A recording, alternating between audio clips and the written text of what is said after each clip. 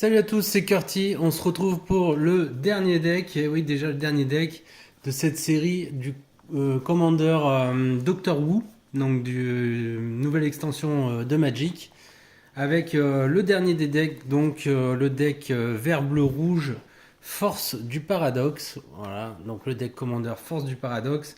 Et on va regarder un peu ensemble son contenu, voir s'il y a des cartes intéressantes ou pas. Et puis voilà, on va en tirer un peu des conclusions sur l'intérêt de ce deck Commander. Donc comme d'habitude, dans les boîtes que j'ai déjà ouvertes, il y avait un échantillon de booster collector que vous pouvez retrouver dans mes autres vidéos. J'ai présenté les cartes à chaque fois, donc je vous mettrai un lien. Si vous voulez voir le contenu, mais de ces petits decks, de ces petits boosters collector échantillons, à chaque fois il y avait deux cartes. Donc voilà, tout simplement, si vous voulez les voir, n'hésitez pas à aller regarder mes autres vidéos. Ensuite, dans les boîtes, on a également différents plans. Donc ce sont encore des plans, de nouveaux plans, Plane Chase, la grange d'enfance du docteur, la prison de haute sécurité de Stormcage, le drum, complexe minier, les tours chantantes de Darillium, le point temporel fixe, etc., etc. Donc tout ça, ça concerne une autre manière de jouer Commander que je n'ai jamais essayé. Et donc c'est pour ça que je ne vais pas en parler plus. Mais voilà, sachez qu'il y a donc en tout cas une manière de jouer les decks Commander avec ces plans. Et donc c'est ce que vous pouvez retrouver dans chacun des decks. Il y a également quelques cartes qui vous font donc Plane Chase. Et également le petit dé que vous pouvez aussi retrouver à chaque fois à l'intérieur. Donc ici, hop, le petit dé de Plane Chase. Il y a deux petits comme ça morceaux de carton à collectionner également. Et le compteur de vie personnalisé. Voilà. Donc assez sympathique en termes d'accessoires. Ensuite, on va donc regarder le contenu des cartes avec le commandant principal donc qui est le 13e docteur. Et je vais vous ouvrir ça afin d'avoir l'aperçu complet. Hop. Donc la petite boîte. Hop, qu'on va remettre ici. Tac. Comme d'habitude, je vais enlever les petits tokens qui sont à la fin. Ça ne nous servira pas. On va pas passer du temps sur les tokens. Le commandeur un peu cartonné, donc qu'on retrouve à chaque fois. Donc comme vous le voyez ici, c'est bien le 13e docteur. Hop. Voilà avec le focus. Et donc on va le retrouver dans deux versions, la version normale on va dire, et la version cartonnée. Je vais également aller enlever les terrains de base. Donc pas mal de terrains de base dans ce deck là par rapport aux autres. On va avoir ensuite toutes les cartes rares que je vais récupérer également pour vous les exposer en premier. Voilà, on va aller jusqu'au terrain qui sont ici. Voilà.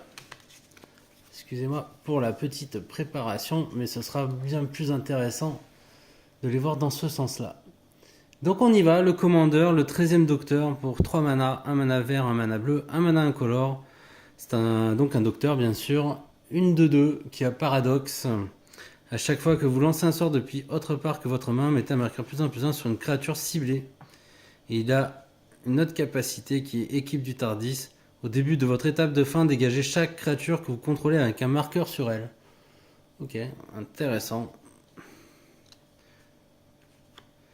Ensuite, Yasmine Khan pour 3 mana incolore, 1 mana rouge.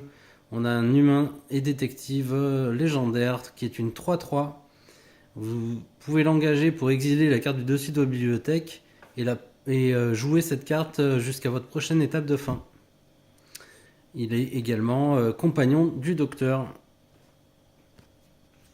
Ok, bon, pour l'instant je sais pas trop où ils veulent en venir. On va voir un petit peu la suite. Danny Pink pour 4 mana, 1 bleu, 3 incolores.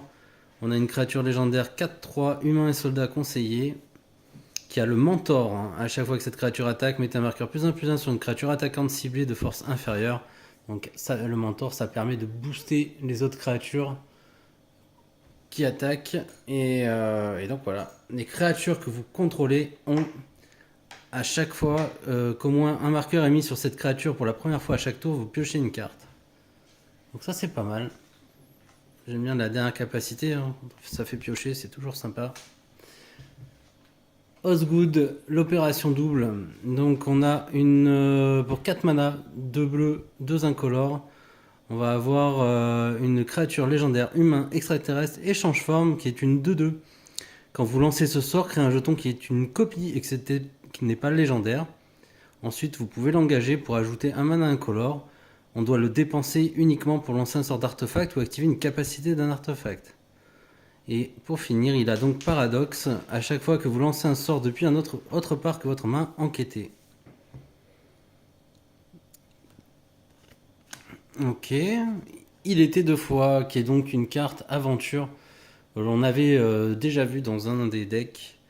Donc pour 3 mana, vous pouvez la jouer en aventure. C'est un rituel qui vous permet de chercher dans votre bibliothèque une carte de docteur, de la révéler, la mettre dans votre main et mélanger. Et ensuite, vous pouvez jouer également la carte pour son coût normal. Donc 6 mana, 2 bleus, 4 incolores. Et ça vous permettra de... Il faut absolument que vous contrôliez au moins 2 docteurs pour pouvoir le faire. Et ça vous permet de jouer un tour supplémentaire. Il faudra ensuite exiler la carte. Devenir le pilote. Pour 5 mana, 2 mana bleu, 3 incolores, on a un enchantement aura. On peut enchanter une créature non commandant. On contrôle la créature enchantée. Ça paraît classique. La créature enchantée gagne +2/+2 et ne peut pas être bloquée à moins qu'elle n'attaque son propriétaire ou un permanent que son propriétaire contrôle. Ok, assez étrange. Ensuite, le désalignement quantique. C'est un rituel pour 5 mana, 1 bleu, 4 incolores. Vous créez un jeton qui est une copie d'une créature ciblée que vous contrôlez, excepté qu'il n'est pas légendaire. Et cette carte a un rebond. Si vous lancez ce sort depuis votre main, vous l'exilez au moment où il se résout. Et au début de votre prochain entretien, vous pouvez lancer cette carte depuis l'exil sans payer son coût de mana. Ah, excellent. Ok, donc vous pouvez lancer 2 fois cette carte. Et ensuite, on a Nardol, le cyborg ingénieux pour 2 mana, 1 mana bleu, 1 mana incolore. C'est une 1-2 créature artefact légendaire scientifique. Il va vous permettre, en l'engageant, d'ajouter 1 mana pour chaque marqueur sur Nardol. Ne dépensez ce mana que pour lancer des sorts non créatures. Ok. Il a survivance, donc quand cette créature meurt, si elle n'avait pas de marqueur +1/+1 sur elle, renvoyez-la sur le champ de bataille sous le contrôle de son propriétaire avec un marqueur +1/+1. Et elle peut être compagnon du docteur. Ok. Bon, c'est pas dingue comme ça dans l'idée. 3 mana, donc vous avez un éphémère à plat. 2 incolores, 1 mana bleu. Les créatures que vos adversaires contrôlent ont une force et une endurance de base de 0,1 jusqu'à la fin du tour. Ah oui, j'avais vu cette carte également lors des reveals. Et c'est vrai que c'est assez impressionnant quand même. Pour 3 mana, les créatures que vos adversaires contrôlent ont une force et une endurance de base de 0,1 jusqu'à la fin du tour. C'est quand même assez puissant. Bill Potts pour 4 mana, 1 mana rouge et 3 incolores.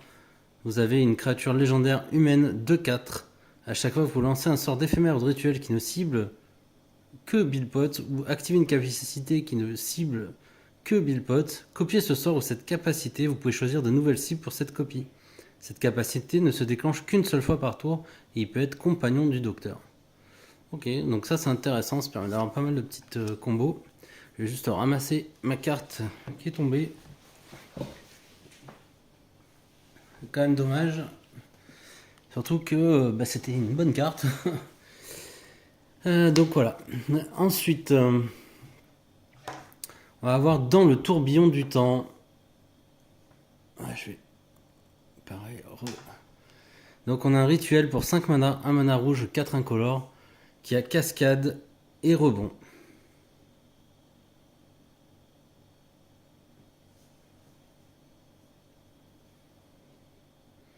Ouais, donc c'est pas mal parce que ça va vous permettre de jouer quand même une carte sans payer son coup de mana qui a un coût de mana inférieur à 5. Bon, ce qui est pas mal, c'est qu'il devrait y en avoir quand même.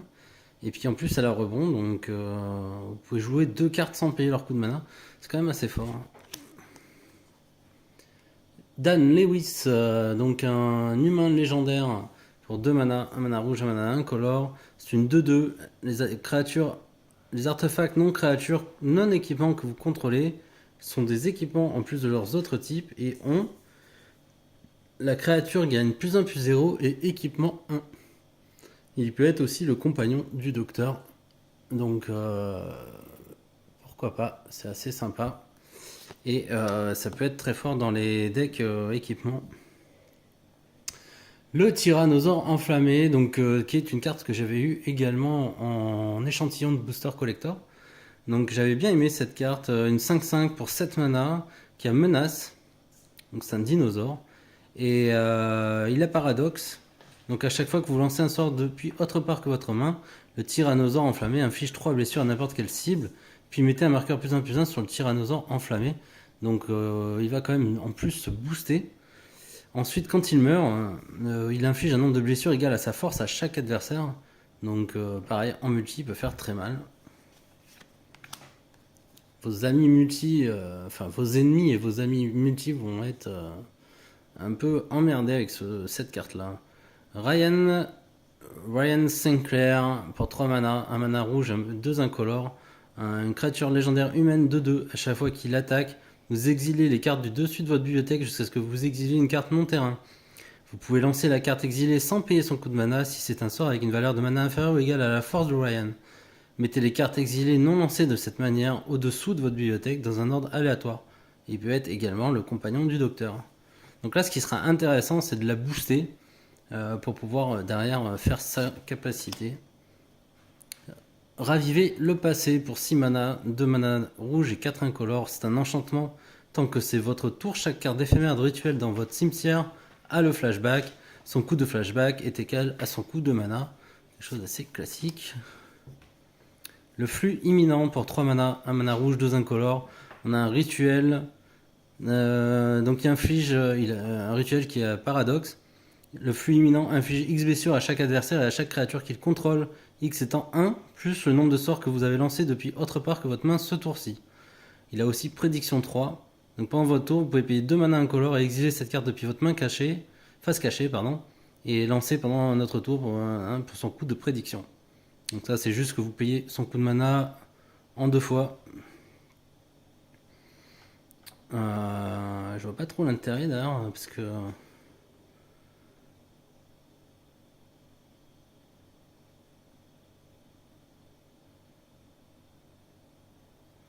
Ok, c'est étrange comme carte. Le flux, donc une saga, la première des sagas. 2 mana rouge, 2 mana incolore. Le premier marqueur Sapiens fait que le flux inflige 4 blessures à une créature ciblée qu'un adversaire contrôle. Bon, déjà, ça fait quand même assez mal.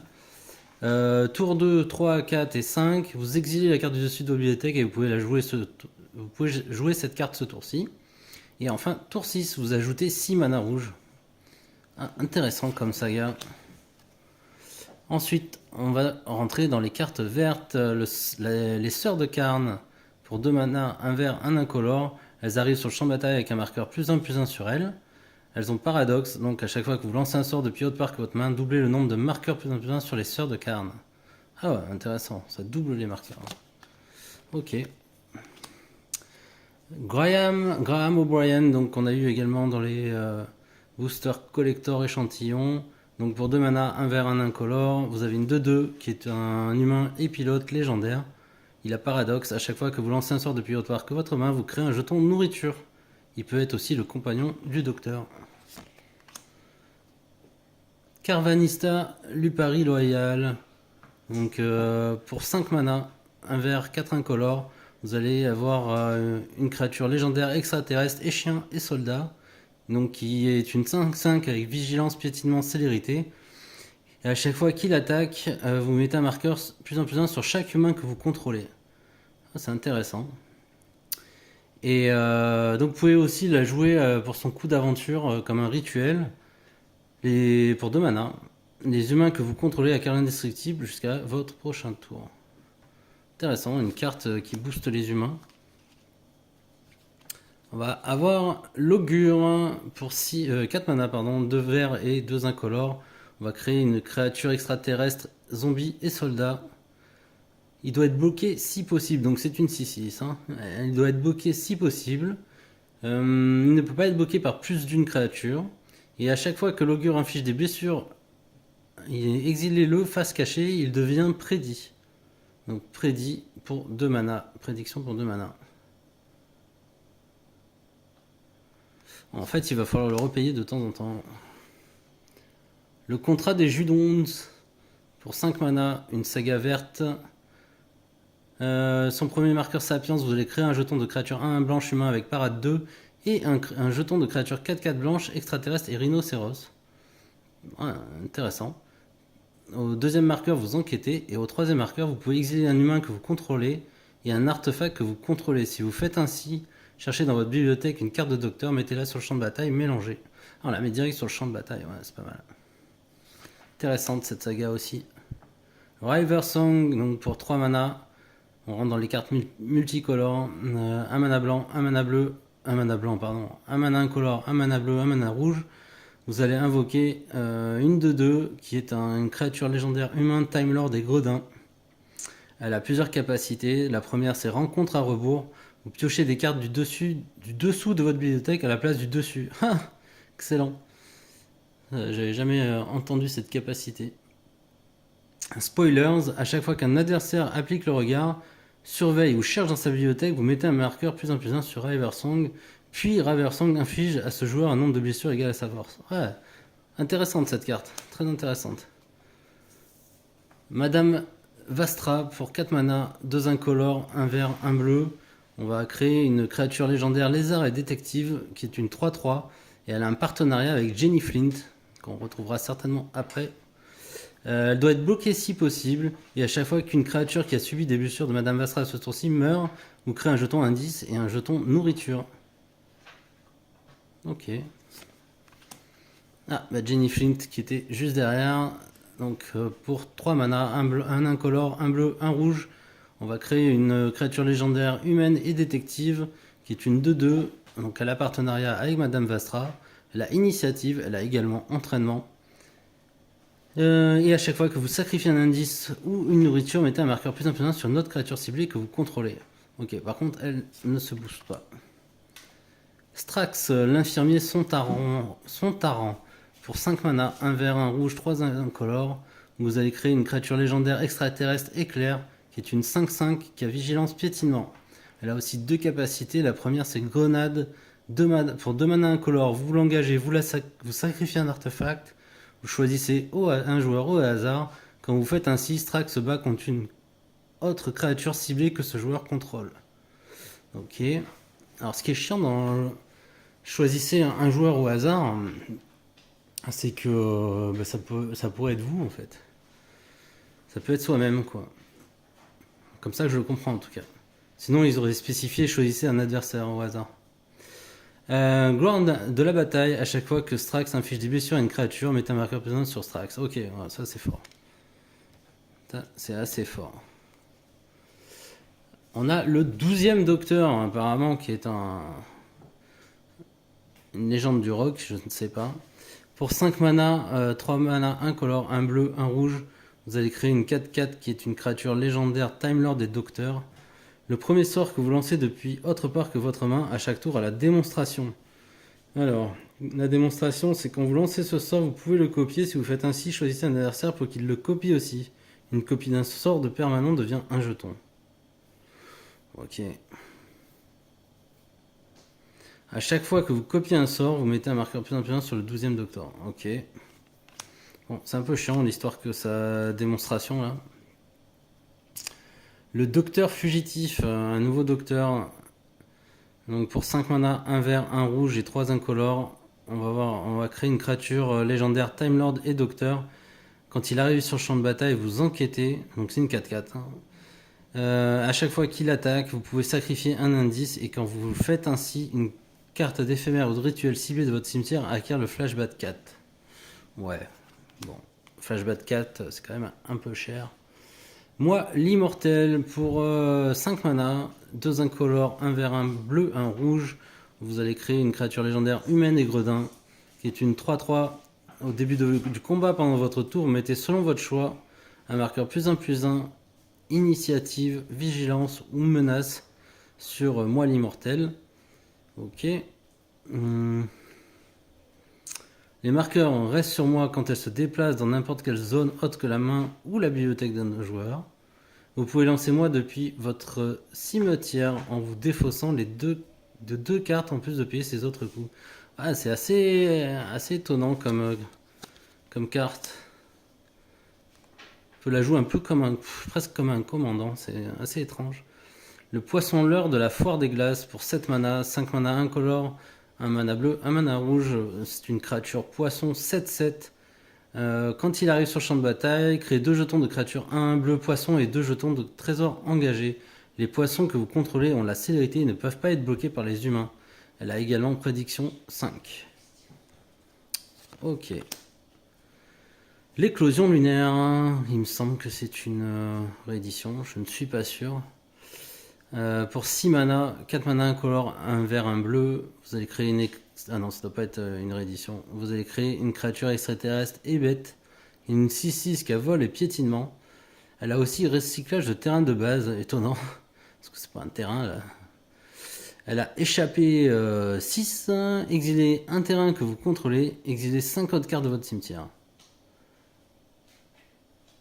Et donc, oui, vous pouvez, c'est comme ça que vous pouvez la rejouer. Après, une 6-6 vol pétinement, c'est quand même assez sympathique. Le fait qu'elle ait recyclage de terrain de base 2, c'est pas mal aussi. Intéressant comme carte. On va avoir Descente au paradis, une saga bleu, un rouge. Vous allez enquêter une fois, vous allez enquêter 2 fois. Puis vous allez faire en sorte que la descente au paradis inflige une blessure à chaque adversaire. Puis si un adversaire a 0 point de vie ou moins, piochez cette carte. Sinon, exilez la descente au paradis et vous pouvez la lancer ce tour-ci. Comment un adversaire peut avoir 0 point de vie ou moins? C'est uniquement pour du multi, ça, du coup, j'imagine. La dernière nuit ensemble, pour 5 mana, 3 incolores, 1 bleu, 1 vert, 1 rouge, pardon. C'est un rituel, vous allez choisir 2 créatures ciblées, vous les dégagez. Vous mettez 2 marqueurs +1/+1 sur chacune d'elles. Elles acquièrent la vigilance, l'indestructible, la célérité jusqu'à la fin du tour. Cette phase principale est suivie d'une phase de combat supplémentaire et seules les créatures choisies peuvent attaquer pendant cette phase de combat. Mais c'est tout simplement n'importe quoi. Super carte. Le journal de Riversong, donc on avait vu tout à l'heure Riversong. Pour 3 mana, c'est un artefact pour 3 mana qui a empreinte à chaque fois qu'un joueur lance un sort d'éphémère ou de rituel depuis sa main. Exilez-le à la place de le mettre dans son cimetière au moment où il se résout. Au début de votre entretien, s'il y a au moins 4 cartes exilées par le journal, choisissez l'une d'elles au hasard, vous pouvez la lancer sans payer son coup de mana. Ah, c'est fort. Ça, c'est sympa aussi. Le cadran de confession pour 3 mana, un artefact qui arrive sur le champ de bataille, vous surveillez 3. Vous l'engagez, une carte de créature légendaire ciblée de votre cimetière acquiert l'échappée jusqu'à la fin du tour. Le coût d'échappée est égal à son coût de mana plus l'exil de 3 autres cartes de votre cimetière. Ok, intéressant. Ça permet quand même de rejouer un peu des cartes de son cimetière. Clara Oswald, donc pour 6 mana, on a une créature légendaire humain et conseiller qui est une 2-6. Elle a une capacité qui est fille impossible, donc c'est-à-dire que si c'est votre commande, donc si Clara est votre commandant, choisissez une couleur avant le début de la partie. Et Clara est de la couleur choisie. Si une capacité déclenchée d'un docteur que vous contrôlez se déclenche, cette capacité se déclenche une fois de plus, et donc elle peut être compagnon du docteur. Donc ouais, intéressant à jouer en compagnon. Après, je sais pas comment ça marche. Est-ce qu'on a le droit de jouer du coup les 3 couleurs? Enfin, vous serez obligé de choisir la 3e couleur. Ouais. Mais assez marrante, tiens, comme carte aussi, c'est assez atypique. Distorsion chaotique pour 3 mana, pardon, un mana rouge et 2 incolores. C'est un éphémère. Le propriétaire d'un permanent cible le mélange à sa bibliothèque et révèle ensuite la carte du dessus de sa bibliothèque. Si c'est une carte de permanent, il la met sur le champ de bataille. Ah ouais. Ouch.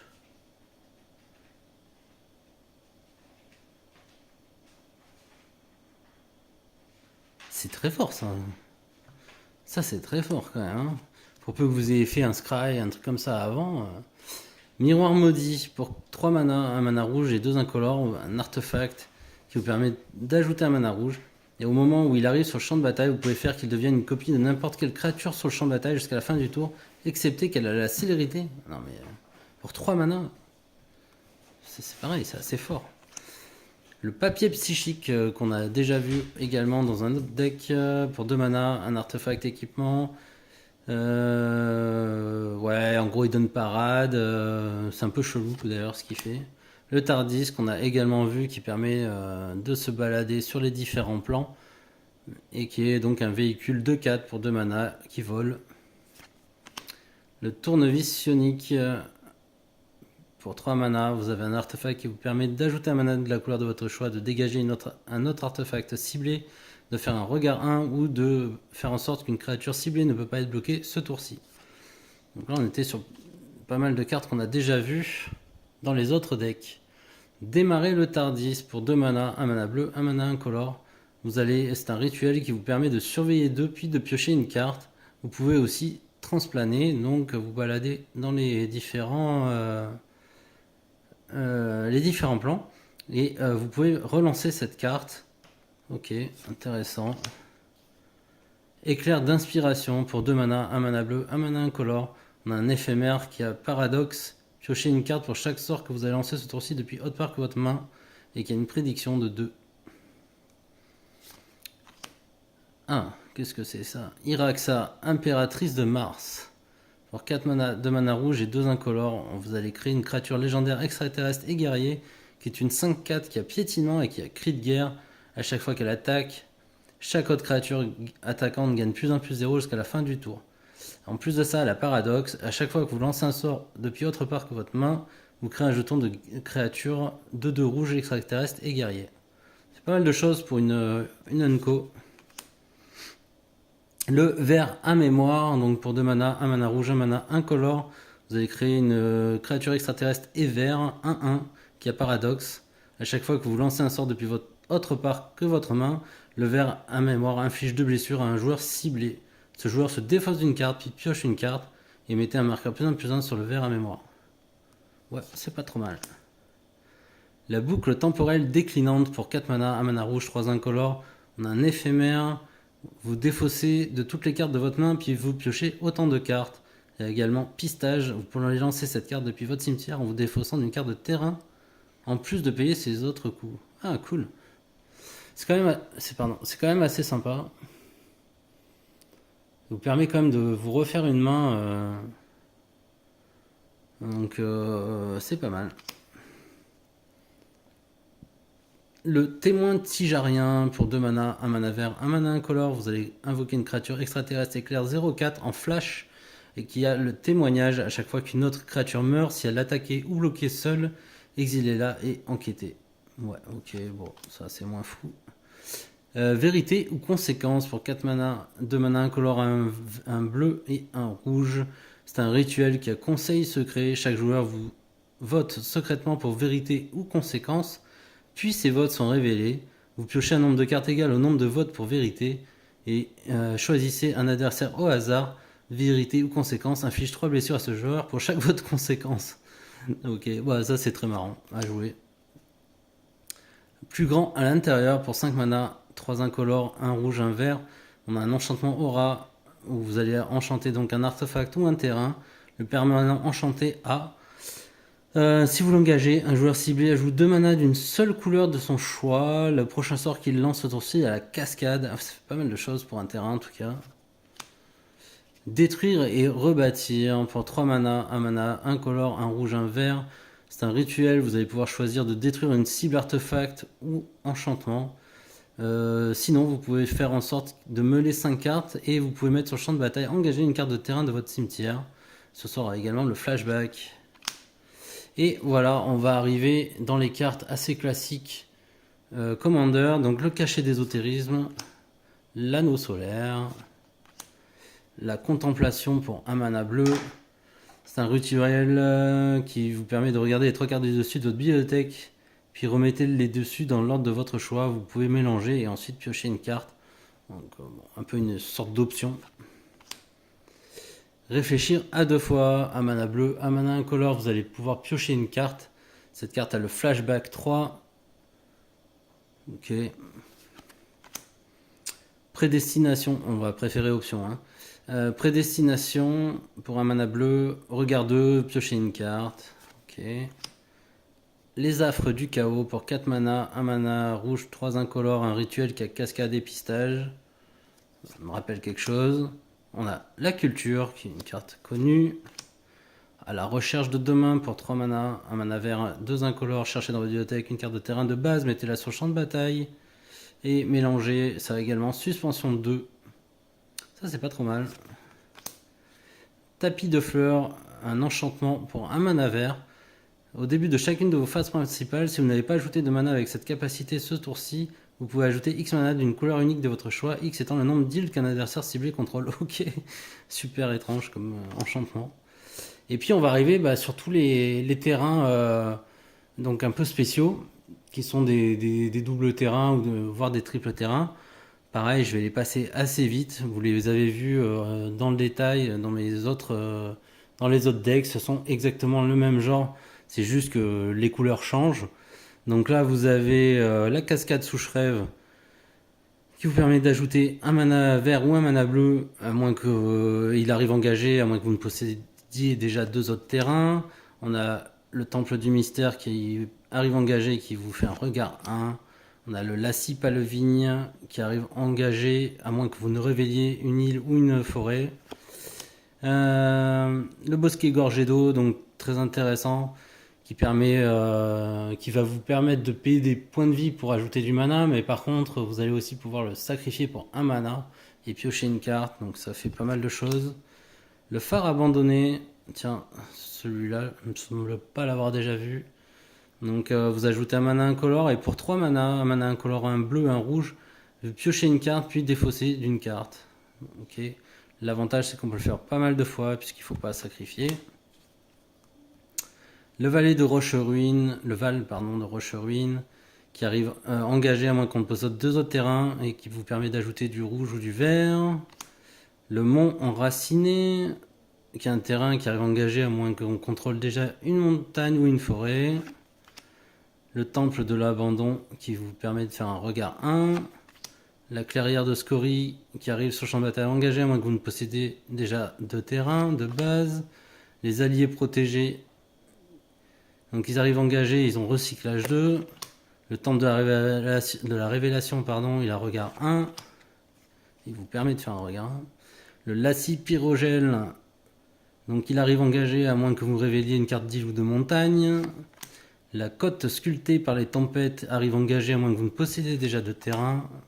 L'îlot ardent, vous payez un point de vie pour ajouter un mana bleu ou un mana rouge. Et pour un mana incolore, vous le sacrifiez, vous piochez une carte. La piste du gibier, donc pareil. Le verger exotique, qu'on a déjà vu pas mal de fois. La chambre du conseil de Gallifrey également. Cherche au loin, qui est une carte assez jouée. Donc pour 2 mana, un vert, un incolore, vous allez chercher dans votre bibliothèque une carte de plaine, d'île, de marée ou de montagne. Vous le mettez sur champ de bataille engagé et vous mélangez. Réveiller la bête pour 3 mana, un mana vert, 2 incolores, c'est un éphémère qui vous permet de détruire un permanent ciblé. Son contrôleur crée un jeton de créature 3/3 verte. Bête. Donc ça, très intéressant pour se débarrasser d'un permanent qui nous ferait trop chier. La spirale de croissance pour 2 mana, mana vert, un mana bleu. C'est un éphémère qui vous fait piocher une carte et vous pouvez mettre sur le champ de bataille une carte de terrain de votre main. Le talisman de curiosité, le talisman d'impulsion, le passage des malandrins, bivouac des frontières, la tour du reliquaire, le paysage myriadaire, le temple de la fausse divinité, la voie de l'ascendance, la tour de commandement et le cimetière lugubre. Voilà, bah écoutez, je sais pas ce que vous en avez pensé de ce deck. Personnellement, je suis un peu moins hypé par rapport aux autres, enfin par rapport aux deux précédents. Je regarde un petit peu le commandant qu'on avait, qui était choisi. Donc à chaque fois que vous lancez un sort, depuis mettez un marqueur prisonnier sur une créature ciblée. Au début de votre étape de fin, dégagez chaque créature que vous contrôlez avec un marqueur sur elle. Ouais, donc ça fait quand même pas mal le taf avec les créatures donc qui sont boostées et qui ont une espèce de vigilance. Après, ça dépend ce que vous allez jouer comme partenaire à ce commandant en fait, hein, tout simplement. Parce que là, vous l'avez compris, vous êtes obligé de jouer. Vu qu'il y a les trois couleurs en fait, il manque la couleur rouge à ce commandant. Donc vous êtes obligé de jouer un partenaire avec du rouge pour pouvoir jouer en tout cas toutes les cartes. Donc ouais, bah, typiquement vous pouvez jouer celle-là hein, et choisir rouge au départ. Voilà, ou enfin ça c'est une bonne à mon avis, c'était une bonne chose à faire. Après il y en avait quelques autres, hein, je les ai plus en mémoire. C'était plutôt au début. Voilà, comme Ryan Sinclair, Dan Lewis, Bill Potts. Voilà, il y avait quelques. Et puis surtout, du coup, Yasmine, qui était au départ mis avec. Yasmine Khan. Voilà, c'était prévu pour jouer avec ces deux commandants-là, en fait. Donc là, vous allez pouvoir exiler les cartes du dessus de votre bibliothèque, puis jusqu'à votre prochaine étape de fin, vous pouvez la jouer. C'est une 3-3, donc ça c'est pas mal. Moi, elle coûte 4 mana quand même. Bon, je ne sais pas, je suis un peu plus dubitatif sur les mécaniques de ce deck-là. J'ai préféré les deux autres decks d'avant. Je vous laisserai vous faire votre propre avis. En tout cas, bah, ça se teste, ça se joue. C'est prêt à être joué. Personnellement, comme je vous l'ai dit, je prendrais, si je devais faire un choix sur un deck que je devrais acheter, je ne pense pas que je partirais sur celui-ci. Je partirais peut-être plus sur le deuxième et le troisième que j'ai présenté. Donc,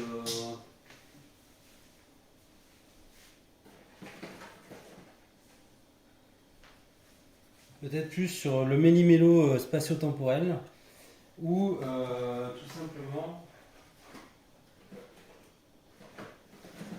retour vers le passé. Voilà, Méli-Mélo spatio-temporel qui était pas mal, j'ai bien aimé. Avec le fait de de voyager dans le temps pour enlever des marqueurs, jouer des cartes de suspension en suspension plus rapidement, etc. J'avais bien aimé.